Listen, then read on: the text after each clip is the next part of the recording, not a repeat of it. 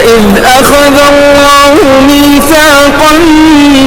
النبيين لما آتيتكم من كتاب وحكمة ثم جاءكم رسول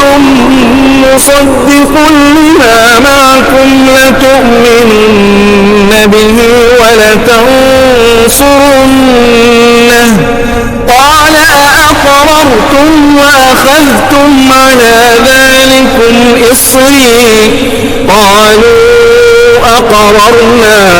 قال فاشهدوا وأنا معكم من الشاهدين فمن تولى بعد ذلك فأولئك هم الفاسقون أفغير دين الله يبغون وله أسلم من في السماوات والأرض طوعا وكرها وإليه يرجعون قل آمنا بالله وما أنزل علينا وما أنزل على إبراهيم وإسماعيل وإسحاق ويعقوب والأسباط وما أوتي موسى وعيسى والنبيون من ربهم لا نفرق بين أحد منهم ونحن له مسلمون ومن يبتغ غير الإسلام دينا فلن يقبل منه وهو في الآخرة من الخاسرين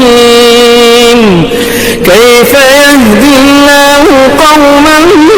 كفروا بعد إيمانهم وشهدوا أن الرسول حق وجاءهم البينات والله لا يهدي القوم الظالمين أولئك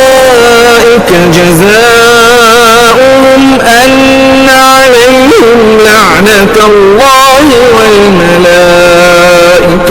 والناس أجمعين خالدين فيها لا يخفف عنهم العذاب ولا هم ينظرون إلا الذين تابوا من بعد ذلك وأصلحوا فإن الله غفور رحيم إن الذين كفروا بعد إيمانهم ثم ازدادوا كفرا لن تقبل توبتهم وأولئك هم الضالون إن الذين كفروا وماتوا وهم كفار فلن يقبل من أحدهم ملء الأرض ذهبا ولو افتدى به